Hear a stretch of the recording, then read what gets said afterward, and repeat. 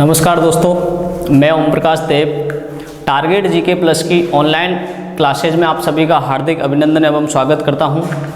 ठीक है दोस्तों, जैसा कि हमने पिछली वीडियो में जो पढ़ा था, पिछली वीडियो में हमने संस्कृत भाषा परिचय के ऊपर बात की थी और आज हम हाजिर हुए हैं एक नए टॉपिक के साथ, जिसमें हम चर्चा करेंगे व्याकरण के परिचय के ऊपर कि संस्कृत व्याकरण का उद्भव कैसे हुआ। ठीक है दोस्तों, और इस टॉपिक से संबंधित जो जानकारी है आप चैनल की प्लेलिस्ट में जाकर के और पिछली वीडियो को देख सकते हैं। ठीक है दोस्तों, तो आज हम बात करते हैं व्याकरण शिक्षण के ऊपर कि व्याकरण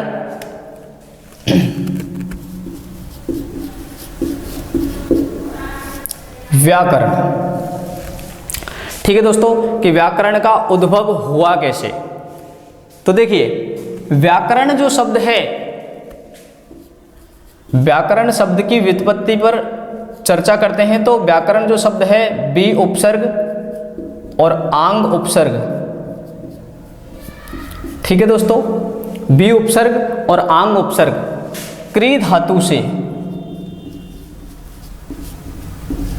ल्युट प्रत्यय करने पर व्याकरण शब्द की व्युत्पत्ति होती है।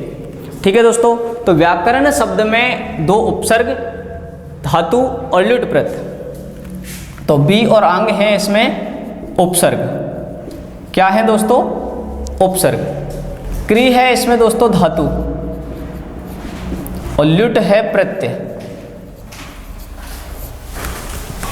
तो बी आंग और क्री धातु से ल्युट प्रत्यय करने पर व्याकरण शब्द की निष्पत्ति होती है। ठीक है दोस्तों, तो देखिए अब यहाँ पे संधि कार्य होता है कि व्याकरण शब्द बना कैसे। तो संधि कार्य करने पर बी में ई है और ई के परे आंग का आशेष बचता है। क्या शेष बचता है दोस्तों? आ। तो ई को यणची सूत्र क्या कहता है कि ई के परे यदि कोई असमान स्वर है तो ई को यह आदेश हो जाएगा। किस सूत्र से? इको यणची सूत्र से। किससे? इको यणची।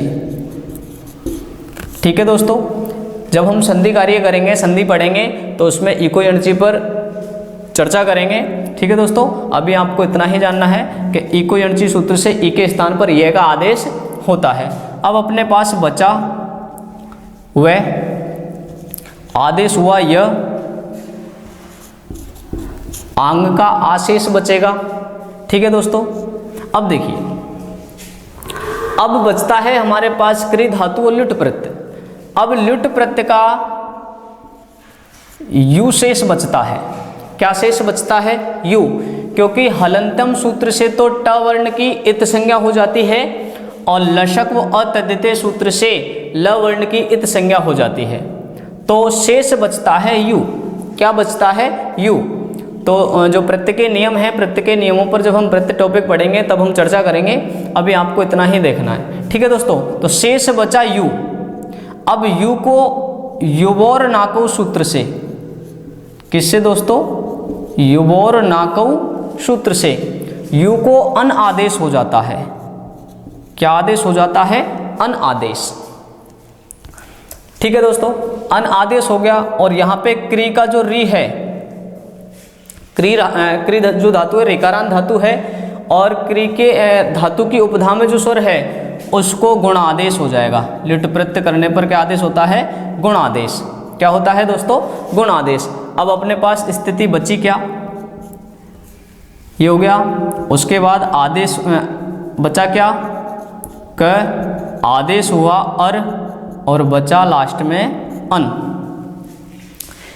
जब हमारे पास ये स्थिति बच के आ गई तो अन का जो न है, मैंने आपको दोस्तों पिछली वीडियो में बताया था कि न वर्ण से पहले री, र, श या श ये वर्ण दिखाई दें तो इस ण को णत्व आदेश हो जाता है। क्या आदेश हो जाता है? णत्व। तो दंत न के स्थान पर मूर्धन्य ण हो जाता है। क्या हो जाता है? मूर्धन्य ण। इसका मूर्धन्यकरण हो जाएगा। क्या हो जाएगा? क्योंकि इस न से पहले क्या है? र है, तो रे आ रहा है तो इस न के स्थान पर क्या हो जाएगा? ण हो जाएगा। ठीक है दोस्तों, क्या हो जाएगा? ण। तो अब स्थिति बची क्या अपने पास? आ अजीर्णम परेण संयोजम से आ इसमें मिल जाएगा, क में अ मिल जाएगा, क रे में ए ण, ये रूप सिद्ध होके आया। अब दोस्तों इतना हमको पता होना चाहिए कि लुट प्रत्यय से बनने वाले जो शब्द हैं वो सदैव नपुंसक लिंग में होते हैं। किस में होते हैं? नपुंसक लिंग में, क्योंकि लुट प्रत्यय नपुंसक लिंग के शब्द बनाता है। तो इसका क्या हो जाएगा? व्याकरणम। तो इस प्रकार व्याकरण की व्युत्पत्ति होती है। व्याकरण जो शब्द है बी आंग क्री और लुट प्रत्यय करने पर व्याकरण शब्द बनता है। अब व्याकरण शब्द है नपुंसक लिंग का। किसका है? नपुंसक लिंग का शब्द है।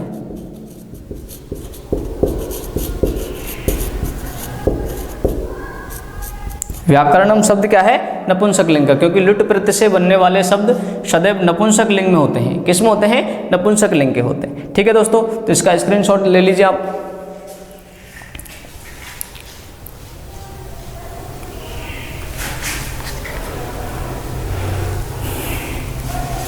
ठीक है दोस्तों, अब हम चर्चा करते हैं कि व्याकरण शिक्षण क्यों करवाया जाता है, व्याकरण के क्या उद्देश्य होते हैं, क्या प्रयोजन है और इसका अर्थ क्या होता है।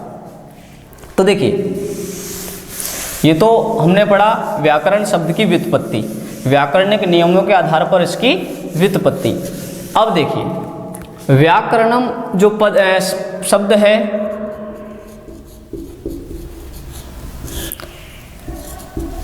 व्याकरण शब्द का अर्थ होता है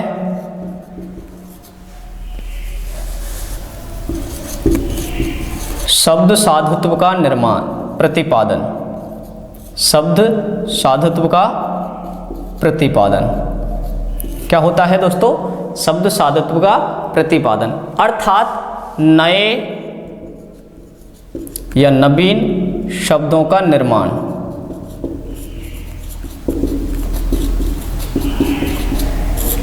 ठीक है दोस्तों, ये इसका शाब्दिक अर्थ होता है। अब दोस्तों बात करते हैं इसकी परिभाषाओं के आधार पर। तो विभिन्न अलग अलग विद्वानों ने व्याकरण पद की अलग अलग परिभाषाएं दी हैं और इसके अलग अलग प्रयोजन बताए हैं कि भाषा में व्याकरण का क्या महत्व होता है। ठीक है दोस्तों, देखिए, व्याकरण की परिभाषा जो है, परिभाषा में सबसे पहला जो नाम आता है वो आता है महर्षि पाणिनि जी का। महर्षि पाणिनि जी,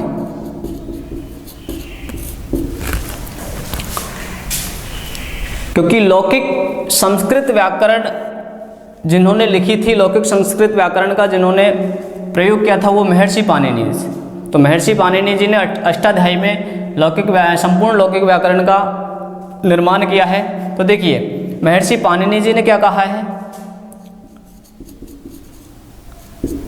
व्याक्रियन्ते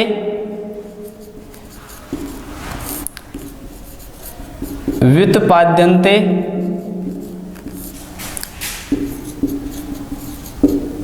शब्दः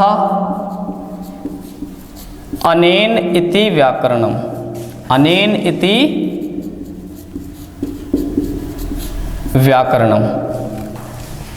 ठीक है दोस्तों, तो महर्षि पाणिनि जी ने व्याकरण की परिभाषा में क्या कहा है? उन्होंने कहा है कि व्याक्रियन्ते व्युत्पाद्यन्ते शब्दः अनेन इति व्याकरणम, अर्थात जो सार्थक शब्दों की, कैसे शब्दों की दोस्तों? सार्थक शब्दों की, सार्थक शब्दों की शुद्धि, सिद्धि और व्युत्पत्ति का बोध कराए, उसे क्या कहेंगे हम? व्याकरण कहेंगे। तो व्याक्रियन्ते व्युत्पाद्यन्ते शब्दः अनेन इति व्याकरणम, ये महर्षि पाणिनि जी ने कहा है और इसका अर्थ होता है कि जो सार्थक शब्दों की शुद्धि, सिद्धि और व्युत्पत्ति का बोध कराए, उसे हम क्या कहेंगे? व्याकरण कहेंगे। अर्थात शब्द साधुत्व का प्रतिपादन करने वाली जो नवीन शब्दों का निर्माण करती है वो क्या कहलाती है? व्याकरण कहलाती है। दूसरी जो परिभाषा दी है वो कात्यायन जी ने दी है। किसने? अब कात्यायन जी ने व्याकरण की परिभाषा में क्या कहा है? साधु असाधु प्रयोगे इति व्याकरण।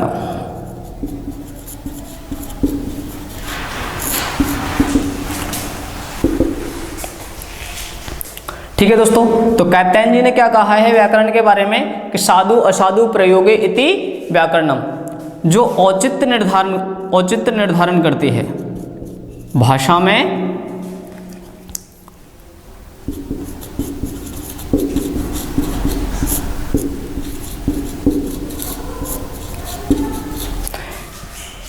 अर्थात भाषा में उचित अनुचित का जो बोध कराती है उसे क्या कहेंगे? हम व्याकरण कहेंगे। क्या कहेंगे दोस्तों?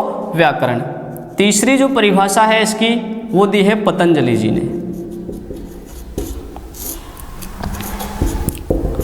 अब पतंजलि जी ने व्याकरण के बारे में क्या कहा है? इन्होंने कहा है लक्ष्य लक्षणे व्याकरण। लक्ष्य लक्षणे व्याकरणम।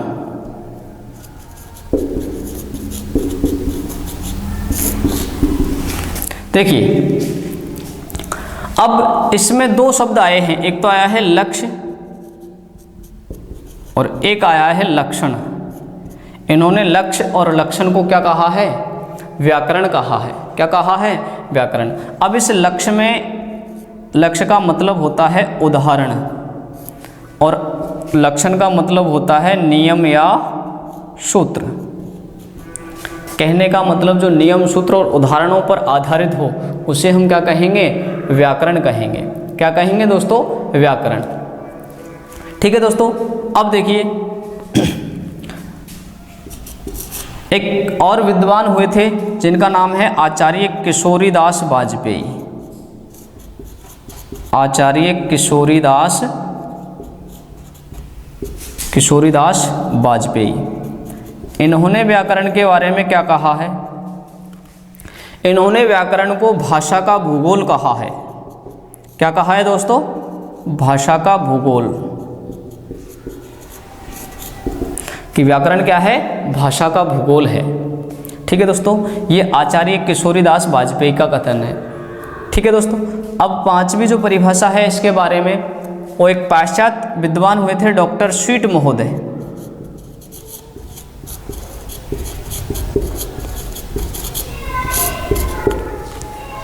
स्वीट महोदय ने व्याकरण के बारे में क्या कहा है कि व्याकरण जीवन का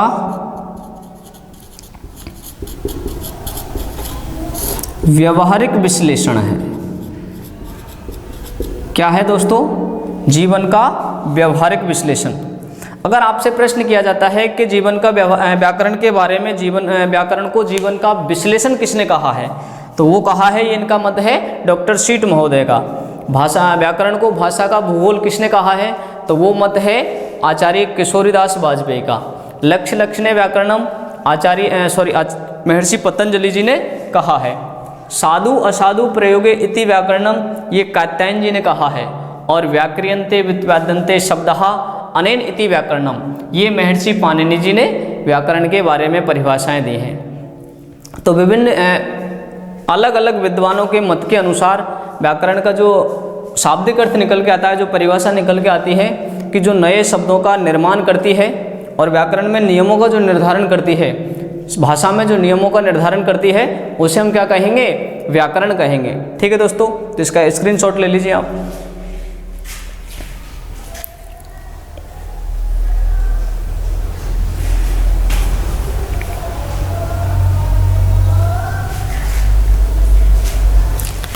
ठीक है दोस्तों, तो हमने अभी व्याकरण के शाब्दिक अर्थ और व्याकरण की परिभाषा पर बात की। तो देखिए दोस्तों,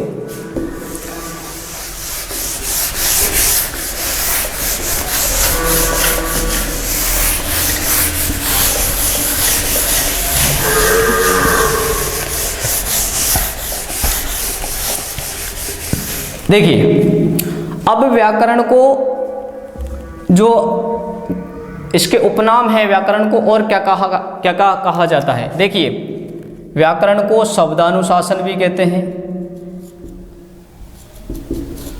शब्दानुशासनम। ठीक है दोस्तों, इसको वेद रक्षक वेदांग भी कहते हैं, वेद रक्षक वेदांग। इसको मूल वेदांग भी कहते हैं।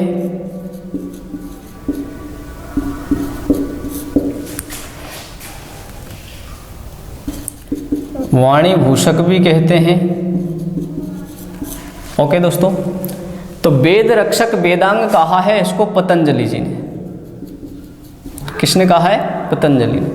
और मूल वेदांग कहा है इसको महर्षि पाणिनि जी ने। तो ये व्याकरण के उपनाम है शब्दानुशासनम, वेद रक्षक वेदांग, मूल वेदांग, वाणी भूषक, भाषा भूषक, ये जो इसके उपनाम हैं। ठीक है दोस्तों, अब देखिए दोस्तों, व्याकरण का अध्ययन और अध्यापन क्यों करवाया जाता है, इसके प्रयोजन क्या हैं? तो इसके प्रयोजनों के बारे में जब हम बात करते हैं तो वहाँ महर्षि पतंजलि जी ने इसके 13 प्रयोजन बताए हैं। व्याकरण के कितने प्रयोजन बताए हैं? 13। अब उन 13 में से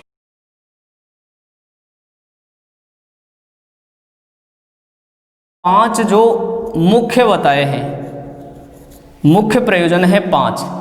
कितने मुख्य प्रयोजन कितने हैं इसके? 5 प्रयोजन हैं। और उन 5 प्रयोजनों में सबसे पहला है रक्षा, दूसरा है ऊह, तीसरा है आगम, चौथा है लघु और 5वां है असंदेह। ठीक है दोस्तों, महर्षि पतंजलि जी ने 13 प्रयोजन बताए थे और 13 प्रयोजन में से उन्होंने 5 मुख्य प्रयोजन बताए हैं व्याकरण शिक्षण के, कि इन 5 प्रयोजन के आधार पर ही व्याकरण का शिक्षण करवाया जाता है। तो देखिए, व्याकरण वेदों की रक्षा करती है। किसकी रक्षा करती है? वेदों की रक्षा करती है। ओके दोस्तों, ऊह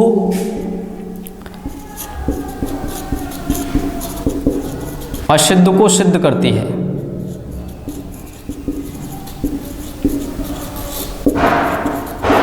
या नवीन ध्वनियों का आगम,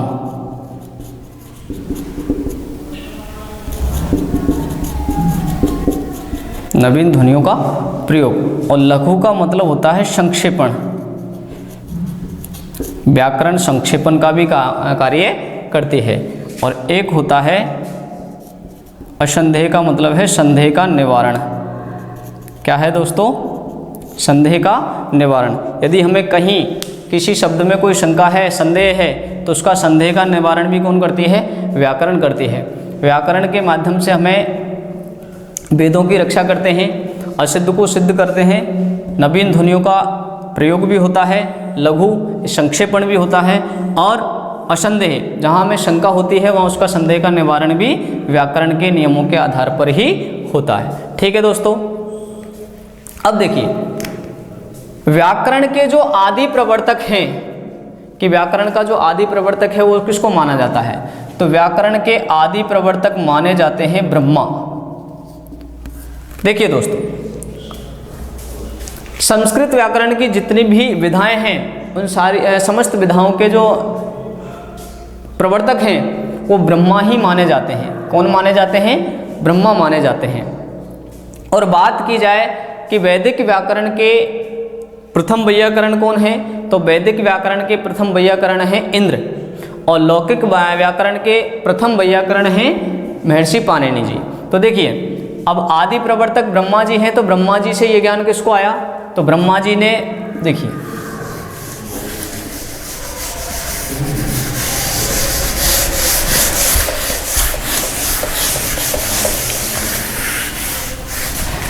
व्याकरण के जो आदि प्रवर्तक माने जाते हैं, प्रवर्तक कौन है?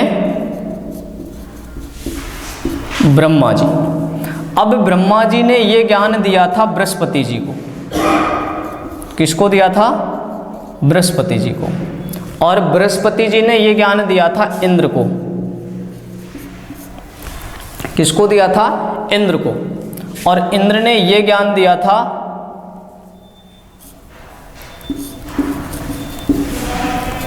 अग्निदेव को और भरद्वाज को। और भरद्वाज से ये ज्ञान आया था ऋषियों को, और ऋषियों से ये ज्ञान आया था ब्राह्मणों में, और ब्राह्मणों से हमें जो ज्ञान अब जो व्याकरण पढ़ रहे हैं वो क्या है? लौकिक व्याकरण। ठीक है दोस्तों, तो ये व्याकरण का सूत्रपात ऐसे हुआ था कि व्याकरण के आदि प्रवर्तक माने जाते हैं ब्रह्मा जी, और ब्रह्मा जी ने ये ज्ञान दिया था जो देवताओं के गुरु थे बृहस्पति जी को, और बृहस्पति जी ने ये ज्ञान दिया था इंद्र को, और इंद्र ने दो को ज्ञान दिया था, एक तो अग्निदेव और एक भरद्वाज जी, और भरद्वाज से ऋषियों को और ऋषियों से ब्राह्मणों में इस ज्ञान का सूत्रपात हुआ। ठीक है दोस्तों, तो आदि प्रवर्तक कौन माने जाते हैं? ब्रह्मा जी। कौन माने जाते हैं? ब्रह्मा जी। तो दोस्तों यहाँ पे अगर आप बात की जाए वैदिक व्याकरण और लौकिक व्याकरण, किसकी दोस्तों? लौकिक व्याकरण। ठीक है दोस्तों, तो वैदिक व्याकरण के जो प्रथम वैयाकरण हैं, प्रथम व्याकरणाचार्य, तो प्रथम व्याकरणाचार्य माने जाते हैं इसके इंद्र। कौन माने जाते हैं? इंद्र। अगर आपसे प्रश्न पूछा जाता है कि वैदिक व्याकरण के प्रथम वैयाकरणाचार्य कौन है या वैयाकरण कौन है? इंद्र। और लौकिक व्याकरण के जो प्रथम व्याकरणाचार्य हैं तो वो हैं दोस्तों सूत्रकार पाणिनि जी। कौन है? पाणिनि जी। ठीक है दोस्तों, अब देखिए जो भारतीय मनीषी थे, प्राचीन मनीषियों ने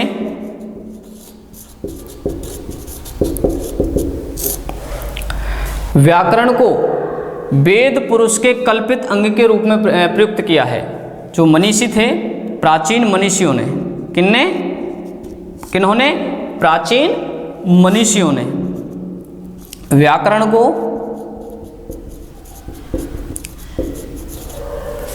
वेद पुरुष का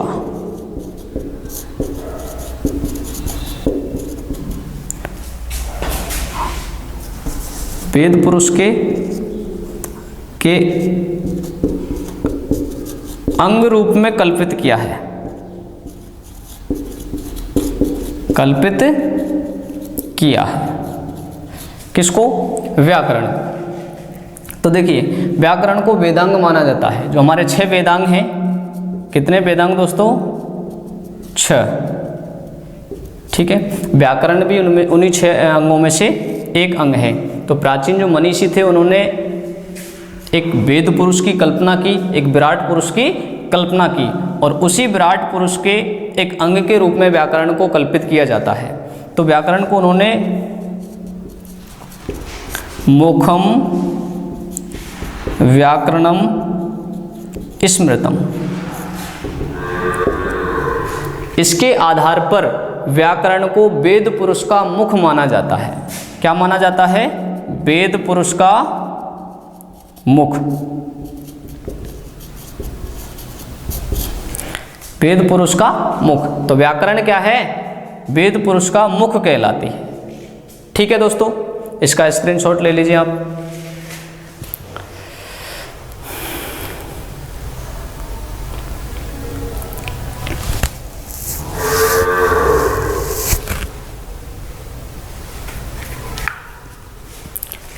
ठीक है दोस्तों, तो आज हमने चर्चा की व्याकरण शब्द की व्युत्पत्ति पर, व्याकरण की परिभाषाओं पर कि विभिन्न विद्वानों ने व्याकरण की क्या क्या परिभाषाएं दी हैं, और व्याकरण का शाब्दिक अर्थ क्या होता है, व्याकरण का उद्भव कैसे हुआ, व्याकरण के आदि प्रवर्तक कौन है, व्याकरण और प्राचीन मनीषियों ने व्याकरण को क्या माना है। तो दोस्तों अब अगली वीडियो में हम बात करेंगे संस्कृत आधारभूत शिक्षण के जो त्रिमुनि हैं, त्रिमुनियों के ऊपर और उनकी रचनाओं के ऊपर। ठीक है दोस्तों, तो आज के लिए इतना ही। थैंक यू दोस्तों।